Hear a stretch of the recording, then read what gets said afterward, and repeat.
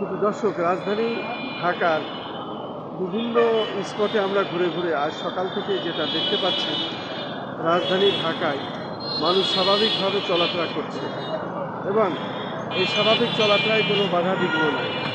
আমরা গত রাত্রে দেখেছি বেশ কিছু জায়গায় ফ্যাসিস্ট আমি সরকারের যারা দোসর, তারা বিভিন্ন এলাকায় বাসে আগুন দিয়েছে এবং বিভিন্ন অপ্রীতিকর ঘটনা, সন্ত্রাসী কর্মকাণ্ড চালানোর সময় বাংলাদেশ সেনাবাহিনী এবং প্রশাসন তাদেরকে ধরেছে আমরা দেখেছি।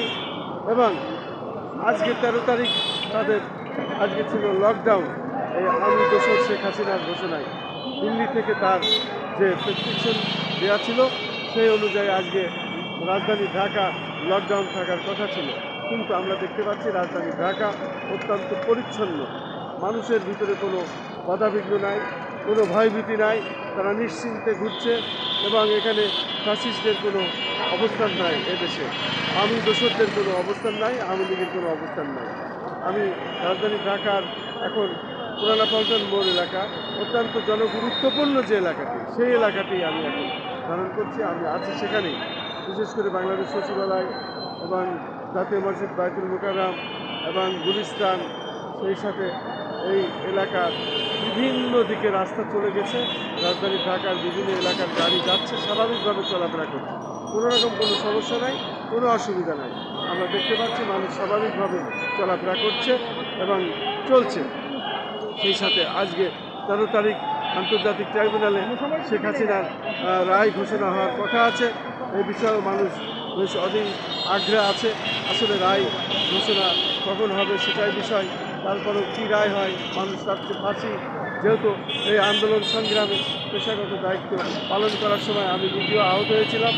প্রায় 1 মাস আমি মুগদা হাসপাতালে আইসিইউতে ছিলাম এবং সে কারণে আমি জানি এখানে কীভাবে আমি শেখ হাসিনার দোসররা মানুষ হত্যা করেছিল এবং কীভাবে মানুষকে তারা গুলি করে হত্যা করেছিল, বিভিন্ন রকমভাবে তারা পিটিয়েছিল, হত্যা করেছিল। তার আমিও একজন, যেহেতু এই জুলাই যোদ্ধা হিসাবে আমি সবসময় কাজ করেছিলাম এবং আমার পেশাগত দায়িত্ব পালন করার সময় আমি সবসময় ছিলাম, কিন্তু আমি এখন পর্যন্ত রাষ্ট্রের কাছ থেকে কোনো সাহায্য সহানুভূতি পাই নাই। আমি জানাতে চাই যে এই দোসর শেখ হাসিনার ফাঁসি হোক, সেই সাথে আমাদের মতো যারা এই বিভিন্ন সময় আন্দোলন সংগ্রামে 17 বছর বাড়িঘর ছাড়া, পিতা ভাই হত্যা, দোকানপাট ভাঙচুর, কোটি কোটি টাকা লুফে দিয়েছে আমাদের, এই ন্যায় বিচার চাই। ন্যায় বিচারের প্রত্যাশায় আমরা আজও ঘুরছি এবং ঘরদোর ছাড়া আজও আমরা ন্যায় বিচার পাইনি। আমরাও ন্যায় বিচার চাই, আমরা ক্ষতিপূরণ চাই, আমাদের হত্যার বিচার চাই। এই প্রত্যাশায় আমি খন্দকার মাসুদুজ্জামান ধারাবাহিকভাবে আমার কাজগুলো এবং আমার কথাগুলো আমি প্রচার করে যাচ্ছি।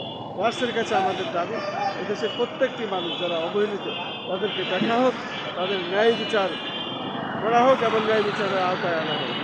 এই প্রত্যাশায় আমি করি।